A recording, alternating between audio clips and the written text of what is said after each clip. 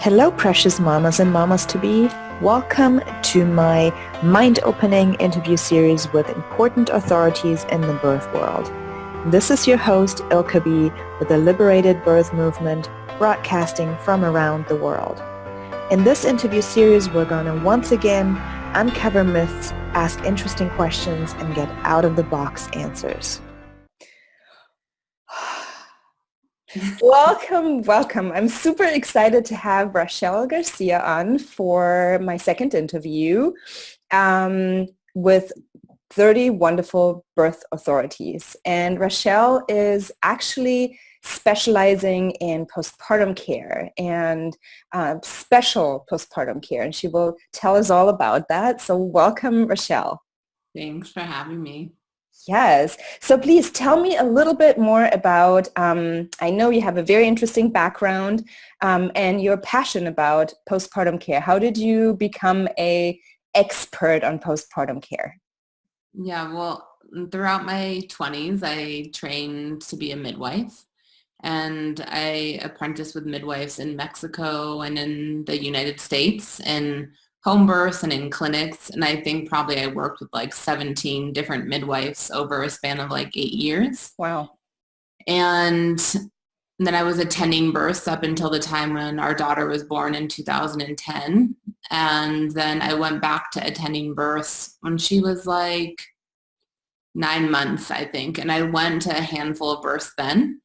And I think by the time I went to the 5th birth after she was born, I was like fried, because as a new mom, you're already on call 24 hours a day, 7 days a week. And then layering that with being on call as a midwife was exhausting to me. And it was exhausting for my husband because he would be in the car, like we would make a bed in the car and they would sleep in the car, and I would be in a birth and he would text me like, she woke up, and I'd run out and nurse, and then I'd go back in, or we would put a tent in someone's yard and they would be in the tent. So, I mean, they were all involved. It wasn't like I was by myself. Wow. So, that sounds exhausting. All consuming too, on top of that. I mean, and exhausting and everything. And so we're just like, well, we're going to stop. And there was so much in that equation. We had recently moved as a family from Mexico. And so literally when we arrived as a family in this country, we had $50. And I was in my 3rd trimester of pregnancy. Damn. And immigration paperwork was, my husband couldn't work for a certain amount of time until we got it all worked out. So it was like, how are we going to figure this out? And then we had a new baby and a new family and a new country and a new everything. And it was like, wow, I guess that's what's happening to me too. Shit.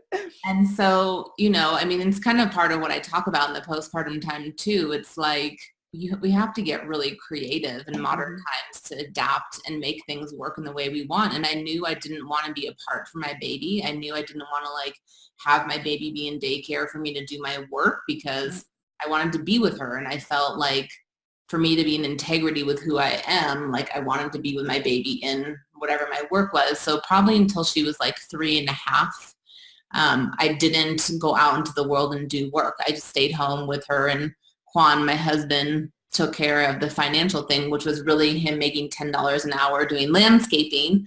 And, it's just the whole juggle. And so when she was like 3.5, I was like, okay, I'm ready to get back into stuff. But I didn't want to go to births.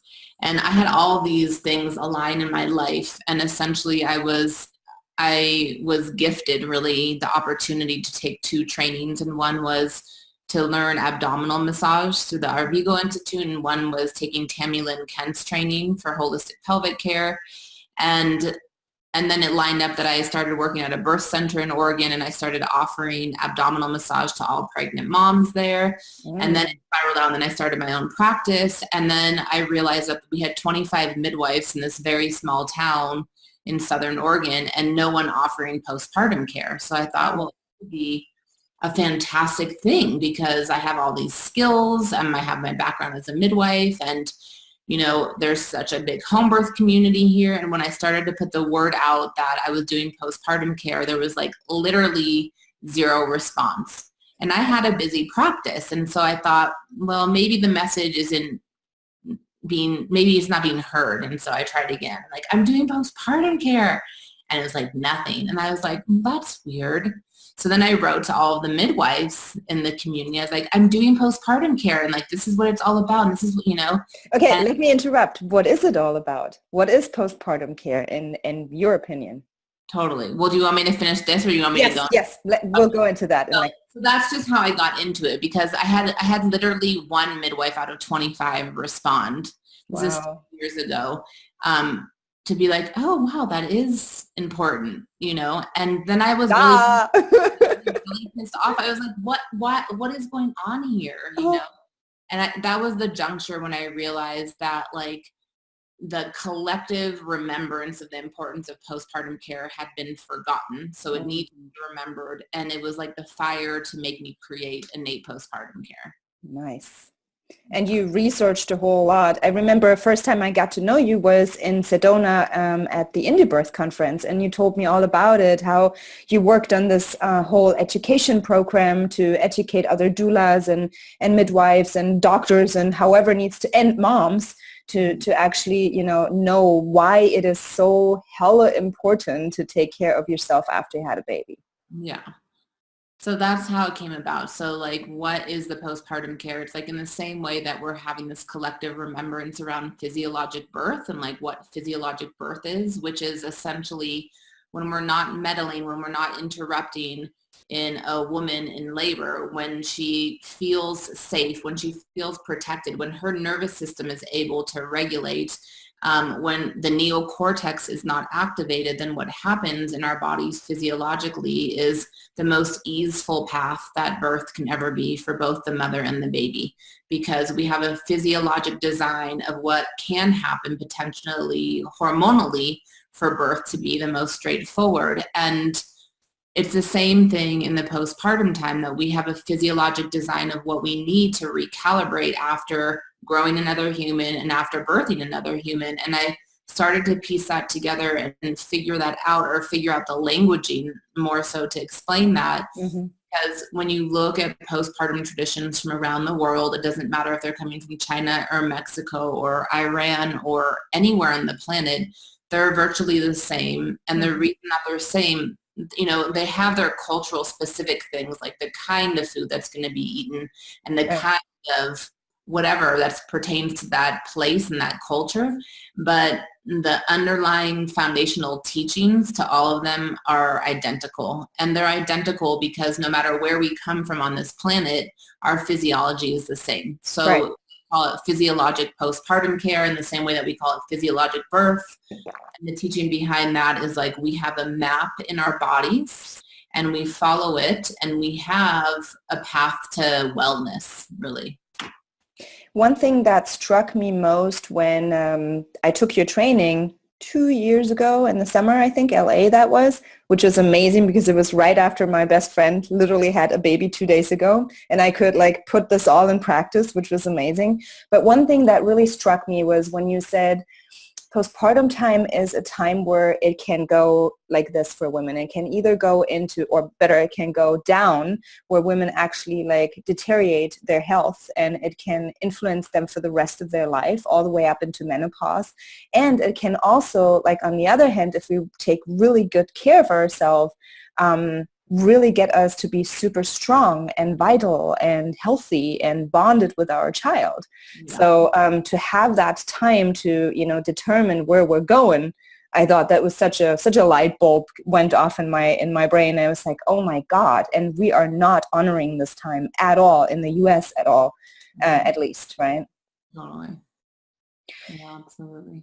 So what would you say are the most important aspects of postpartum care for a woman or a family? Totally. So I just made this little video the other day about this, because there's like, I call it like the 4 pillars, right? Mm-hmm. To postpartum care that are cross-cultural, and it's always an extended resting period after birth. That's from like 30 to 60 days. It's always that there's certain foods, and they're always warm in temperature, warm in nature, easy to digest, nutrient-dense foods. There's always body work involved. Mm-hmm. There's always heating therapies. Mm.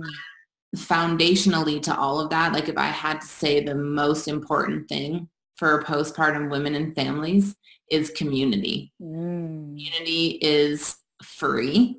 Okay. It's accessible to anyone, no matter where we are, although we have to put work in the creation of it. Right. But the point is that none of the postpartum care can happen without community.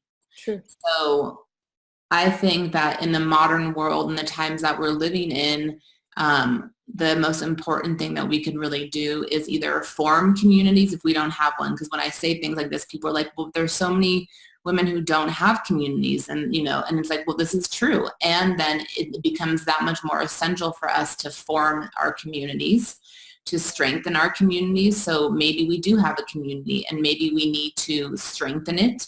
But the point is that it's that community that's going to sustain us and see us through that period of time. Totally. So to me, that would be my answer, community. Wow. Yeah, it makes a lot of sense, because isolation is one of the biggest parts of postpartum depression, which on paper, 1 out of 4 women suffers from that, which I honestly don't believe that's true. I believe it's way more, because we're lacking that community and we're lacking that support and we're lacking all that care. Yeah. That's for sure. Yeah. So when would you say is a good time? So I'm like 13 weeks pregnant today. So is it now the time for me to like say, okay, where's my community? What am I doing? Where are my like-minded mamas and people that get me and understand me and that will take care of me? Or is that something that I should wait with till the very last moment, or before I even get pregnant? Like, when's the best time to do that?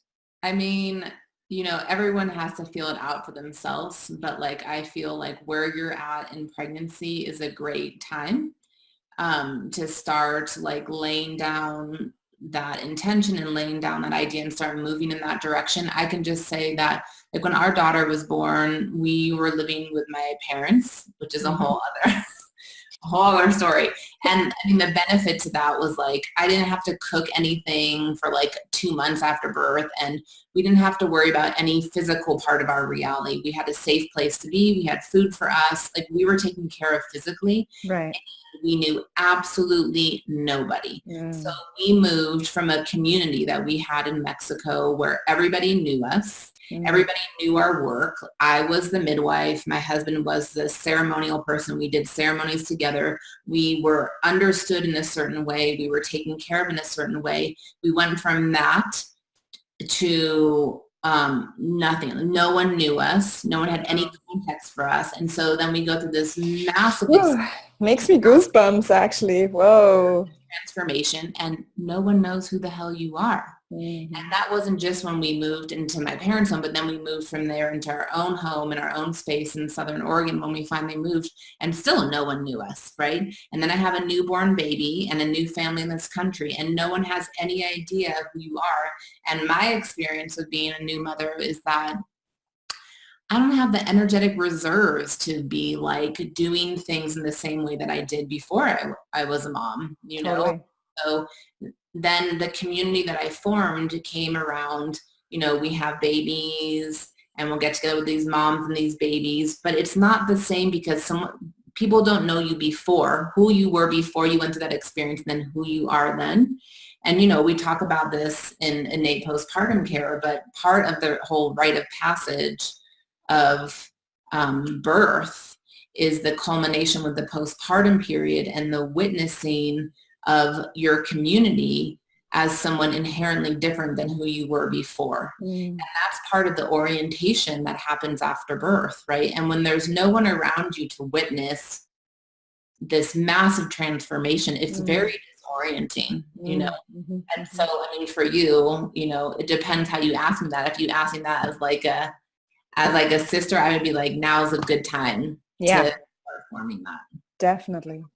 I actually, we just talked about this, and I actually probably will go back to my tiny little hometown for a little while, since my brother's going to have a baby there too, just 2 months before us. So that will be at least some good people that knew me before, But yes. Your baby there? No, probably in the US. Yes. in the US, and then taking my time to recover and have all my soul sisters and girlfriends and doula friends and so on around me, and then, eventually move on back home to Germany. Yeah. But yes, community, I feel you. That's an important part.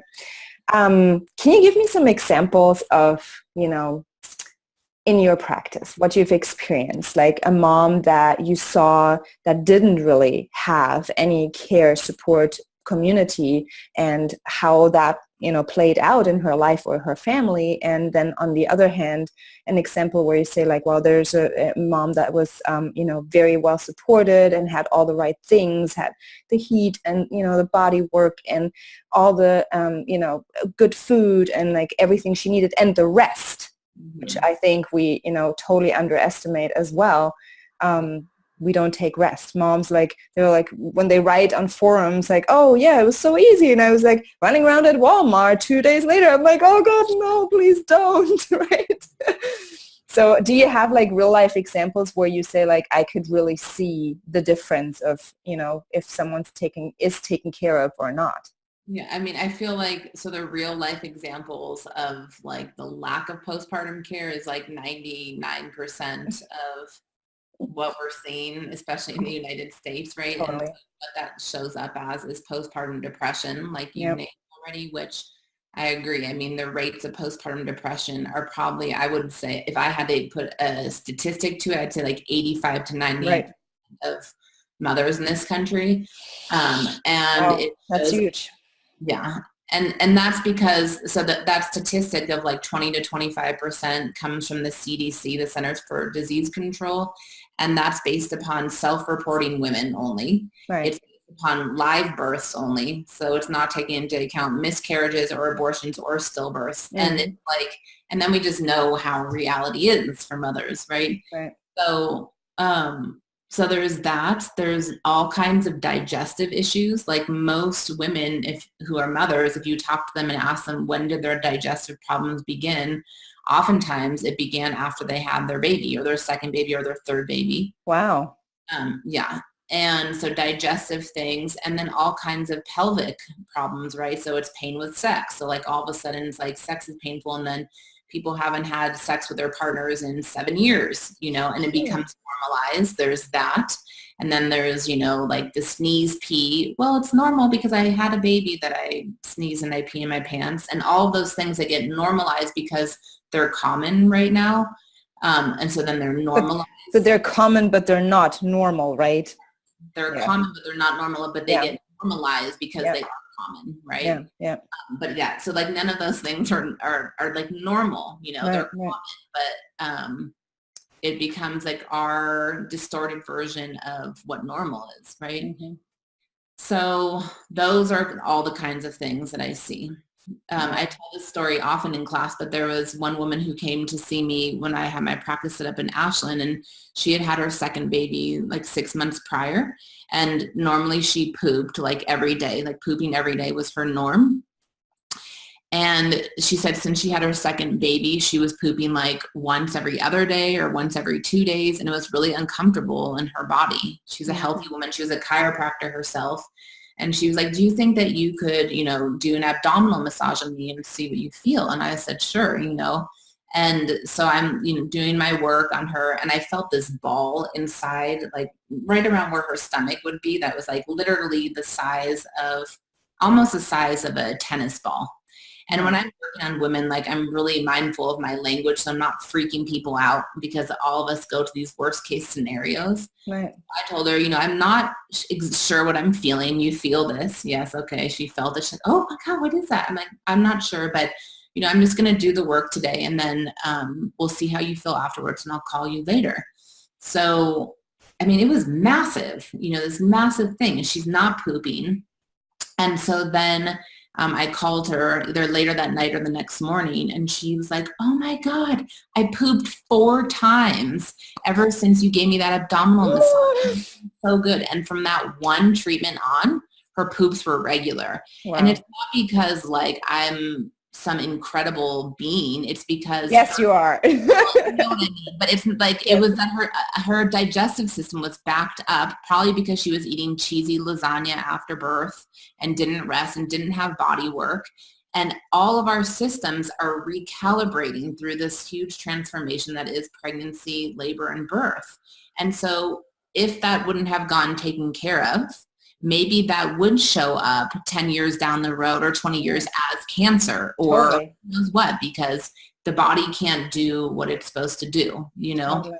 So all those kinds of things are like when it's not flowing. And then when it is flowing, when someone is receiving postpartum care, it looks like a woman feeling empowered by her birthing experience. And it doesn't even always matter like how her birthing experience was. You know what I mean? It could, from the outside, it could be like, well, that was some kind of traumatic birth. Mm-hmm. But if that woman has the space to hold her in properly in the postpartum time, and she can begin to integrate through those layers, mm-hmm. it has the capacity to be an empowering experience, because there's still gems to be harvested in whatever the experience was. Women's health is just better. You know, they look good. They look refreshed.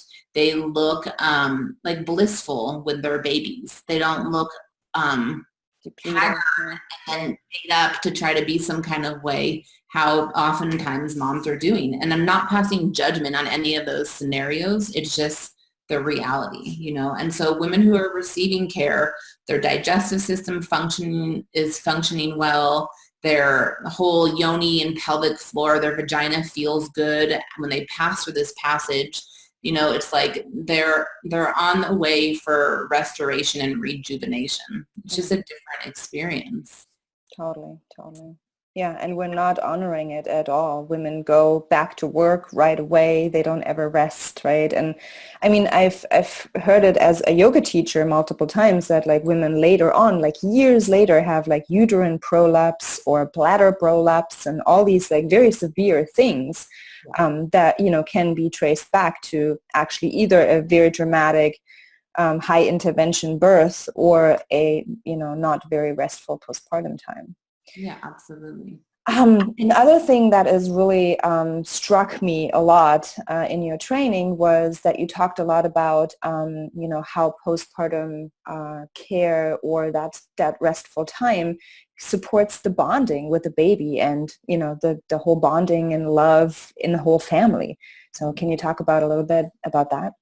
Totally. I mean, I feel like it's most commonplace now to understand like how oxytocin works, especially in women's bodies, and that oxytocin comes into its full fruition the more times moms and babies are together. Mm-hmm. So that's like one physiologic unfoldment, right? Like there actually needs to be contact with mom and baby in order for the oxytocin to come into its full potential, which is why if there's a premature baby born, or even if there's a baby in the NICU or any of these things, I mean, we know that when you can have the baby on the mom, healing happens so much faster because oxytocin heals, right? Like oxytocin repairs tissue. Oxytocin helps to regulate the body. Oxytocin is that foundational hormone that heals life, really. And it's the same, that's true for the fathers, for the partners. It's like oxytocin is produced contingent upon the closeness, the physical contact of the father, the partner with the mom and the baby. Same thing is true with prolactin in fathers. So prolactin is released in breastfeeding mothers. Prolactin is released in all humans, but it's especially released in high amounts in breastfeeding mothers. And when fathers are present, like, and this is what requires presence, when fathers are physically present with their families, they have elevated levels of prolactin as well. Wow. The presence of the father, the partner, that's going to elevate their prolactin, that's going to elevate their oxytocin. And then what that does is that lowers their testosterone.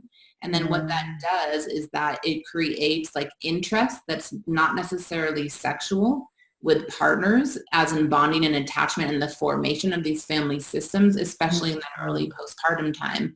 So sometimes I'll talk about things and I'll talk about it in the context of the way that modern society is set up. It's inherently destructive to families. Right. And it's inherently destructive to families because when there can't be this presence which is literally physical contact and presence. Mm-hmm. Those physiologic changes and adaptations can't happen. And so the inherent bonding and attachment that can potentially be happening within a family system can't. And that looks like the father, the partner has to go back to work. That, I mean, you know, anything that's going to separate and pull people apart is destructive. Totally. Yeah, it's very interesting for me to see, since I, you know, worked as a relationship and intimacy coach, that like often young families actually separate, or young couples with young children separate. And often the reason is because there's no intimacy and there's no connection, there's no sex happening. And that's like, I believe, very much connected to all these things that you were just talking about, right? Maybe women have like, you know, a hard time recovering, and they have painful sex, and then they, you know, they don't feel well. They're completely exhausted taking care of their baby. They don't really want to connect with their partner. And then, you know, he doesn't feel connected, and he is, you know, physically not, he or the partner, however, right, he, she is not in the family, part of the family. And then there is a disconnect happening, and that disconnect, that gap just goes further and further apart. And then you have like a 2-year-old or 3-year-old, and families separate and end up in a divorce court. And it's pretty dramatic for all involved, right? So that's another thing that's pretty common, right? Yeah, exactly. Oh, so common. Yeah. And so the further we actually go back and see where's the source of all that, and how can we, you know, how can we fix that, or how can we prevent that better, will change families for sure. Totally. So how can families best prepare for the postpartum time? Like, what would you say is like the most important things they can, you know, in pregnancy already, besides community that you already mentioned, some like, you know, practical things that they can do to actually set themselves up so that they're not completely overwhelmed and like, oh my God, exhausted with everything? Totally. I mean, I feel like these conversations are really important so that people start thinking about these things, especially when it's someone's first baby, to just have some kind of foundation laid about our physiology as humans, you know, because the reality is what we're doing, most of us, either as parents or as healthcare providers, we're making choices either based upon what we learned or what happened to us as children. And oftentimes those things are not based in physiology at all. Right. I mean, in the world of medicine, it's like Kelly Brogan, who's a clinical psychiatrist, says it's only 33% of obstetrics that is actually based in scientific evidence. And the remaining part then is consensus medicine, right? And that's how allopathic medicine functions. And so it functions really like a belief system. It's like, well, this is how it is, and so that's how it is. But it's like, well, that's not actually even based in science. Like, what is our biology telling us is required? Right. And so we just look at like, what is the biological mandate of our bodies to be able to be healthy and well as individuals and as a family system? Well, those are some of the things, you know, and it's a big deal. I think part of the reason that postpartum is like, hasn't really started to be touched until recently, you know, the past couple of years, is because birth can happen and it's this like, you know, 1 day or 2 day or even 5 day container. And it's like, okay, we can adjust reality to meet that. But postpartum lasts forever, really. Right. Exactly. So it's an entire adjustment to our way of life. And it's showing what is dysfunctional in the modern world, which is most of the structure, all of the structure in which we're living. You know? Yeah. So in terms of like, how can families prepare? It's like, how can we create a situation that families can actually be together? And to me, it's like really, it's practical things, right? It's like, how does that look financially? Because the truth is that most of that separation is occurring because of financial reasons. So what are the modifications that we can make? And sometimes that takes like a maturation. And what I mean when I say that, maybe we do have to move in with our parents for a certain amount of time, right? Because that will afford our family at least to be together, you know? Maybe it's that we're used to living by ourselves, but now we're going to cohabitate in the house with another family to keep our costs down. Maybe it means we're going to give up one of our 2 cars so that we can use those resources to support that period.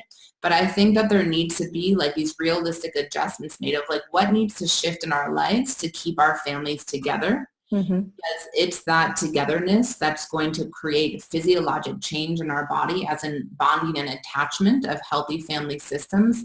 And that's going to show up really as longer term health for families. And so that, and then the community support, like who do you need to help you, to back you up, to help make that happen? I mean, that's how I look at it, you know? Yeah, no, I love this. And that's actually like super practical tips, right? If we're just making this time a priority, then we can adjust ourselves in our lives to that, right? We're spending so much money on unnecessary things that give us short-term incentives, right?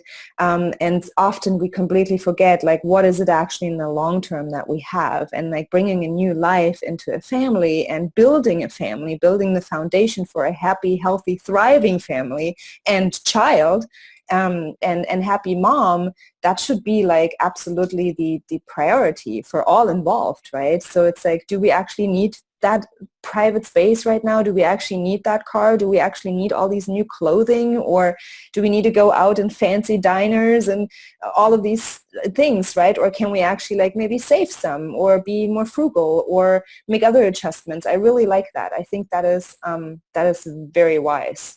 Absolutely. It's like a prioritizing, and sometimes it's hard to know until like you go through the experience, right? Because we have an idea before we have a baby, and then we're totally adjusted and transformed through our birthing experiences. And so sometimes we don't have like the answer, the download until we're through it.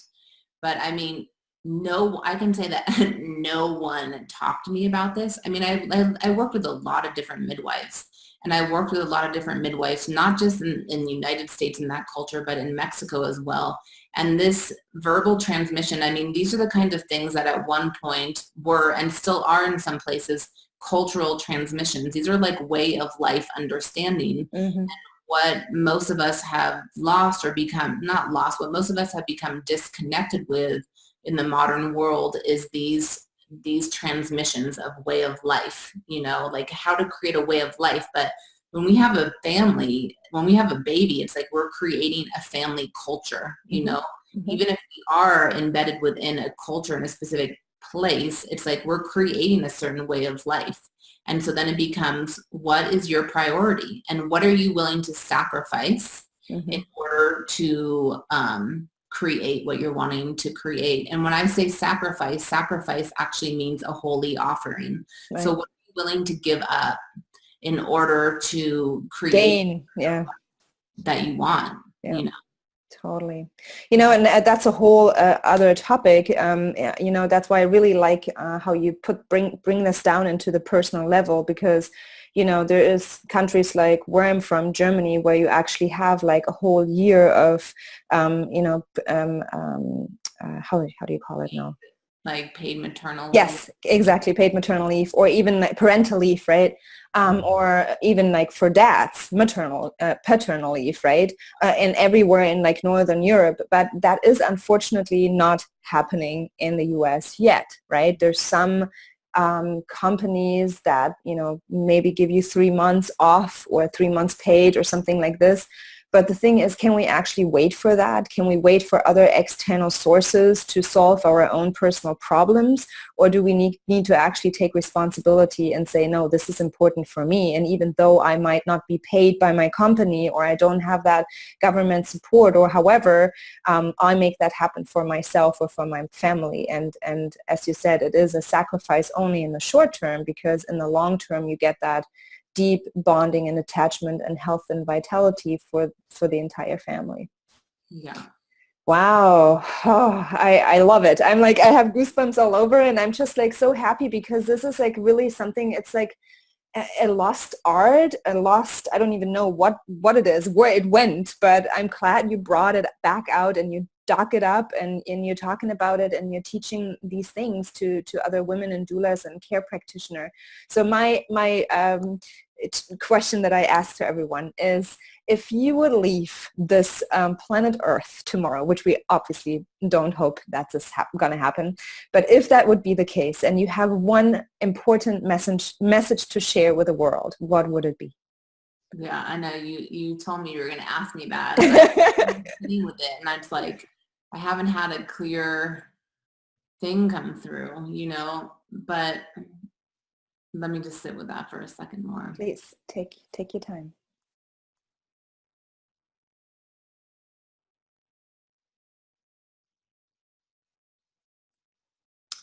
I mean, I guess what I would say is that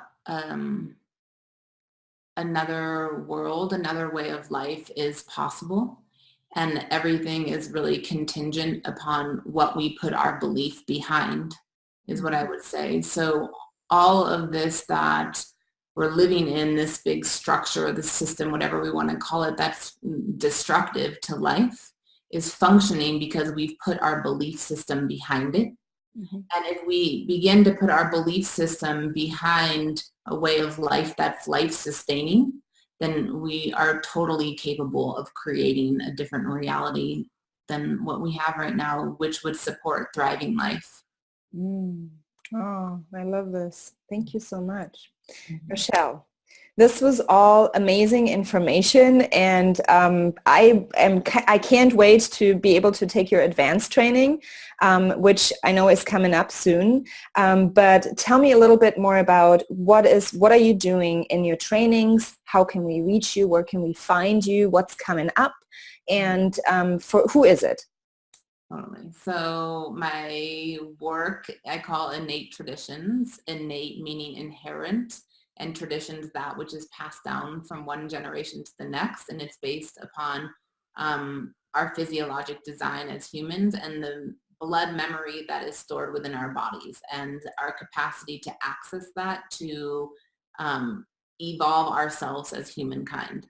So my training is called INNATE Postpartum Care. It's a certification training. It's for birth and healthcare professionals. So really anyone who is working with postpartum women and families, that's who the training is for. And I'm teaching really postpartum physiology. And I start at the root of the female body and work all the way up to the crown and go through every major system and explain what happens during pregnancy, labor, birth, to arrive at a certain configuration in our bodies postpartum, because what I believe is that when we understand that physiology, then we understand how to properly tend to postpartum women and families. Mm-hmm. It's like, even when the how, like how do we do postpartum care, even in places where the how is still alive, but the why has been forgotten, as in why do we do this postpartum care, there is not a value and appreciation put with that how. So what my work is doing is putting the why. Why are we doing these things? And what I'm doing is creating a collective remembrance of the importance, not even just the importance, the essential, the essentiality of why we're doing this, with the foundational piece being maternal health is foundational to society's health, which it is. So I explain the physiology even behind that in my training. So that's that. And then I created an advanced training. So for those who finish this certification training, they want to go do on more work, then I've brought in, I think there's 13 teachers and there's 11 different modules. And so they're tending to all the things that I don't have time to tend to in a 4-day training. And so they're tending to like, how do we not become pregnant again after we've had a baby if we don't want to become pregnant, using fertility awareness method. And then the truth behind all of the hormonal medications that women are using to not get pregnant, and sex postpartum, and relationship stuff postpartum, and all kinds of stuff, ceremony postpartum. And my elders, and they're teaching about emotional intelligence for modern care providers. So it's really amazing. It takes it all to the next level. So an innate postpartum care certification training is like the foundation, and then this is building upon that foundation. And what I'm most excited about is that I'm bringing my class online, and it's going to go online for the first time in November. And I'm going to do it through Zoom, and so it will be live. I'm not going to do like pre-recorded videos, and so it will be like an online classroom. And I'm really doing that as a sustainability piece for myself because I don't want to travel anymore. And no, you need to be accessible from around the world. That is the truth for sure. So I can just highly, highly recommend, as I said, I haven't taken your advanced training yet, but I can't wait. Your foundation training literally like changed my entire outlook and perspective of how important it is and like how I treat women postpartum, or how I see postpartum care and that time as sacred and needing to be honored. And it has given me not just like practical skills that I've never done before, like the Maxebastien, which all my clients that I've done this to, they're like, oh my God, this feels just amazing, right? And has helped them with their, bleeding and all of these things. But it's also like everything that you're teaching, that we've forgotten in the emotional world and spiritual world, that, how it all brings together, what it means to be a new mom and go through that portal and to open that new gate into a whole new life. And so I can highly recommend this to anyone watching this and getting in touch with Rochelle. And tell me your website. How can we find you? It is INNATETraditions.com. So okay. INNATE Traditions, TRADITIONS.com. Okay, I'll make sure to put a link for sure so that people can reach you.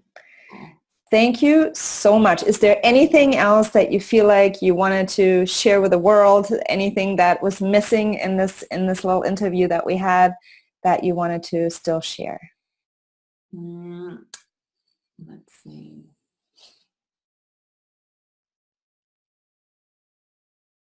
I guess what is coming to me is like sometimes, well, for care providers and postpartum mothers, like this information can get really overwhelming because, like I said, when we arrive in the postpartum period, it's really like sifting through all that's dysfunctional within our current state of reality. And I think it really comes back to that piece of like, what do we believe is possible even within our own lives, within our own families, and just picking a place to start from and then moving forward from there so that it doesn't become like a tidal wave. Totally. Yeah. So much information out there, but I really like, that you say like in your training, you're either it's in person or you have a live class. So it's not just information. It's not just some booklet that you're reading or whatever, but you're actually going to take care of people digesting all these things and integrating them. That's amazing. Thank you so much for your time. I cannot wait to share this and spread this with the world, and hope to, make more women and parents and families aware of how important the sacred time actually is. Thank you for all your work.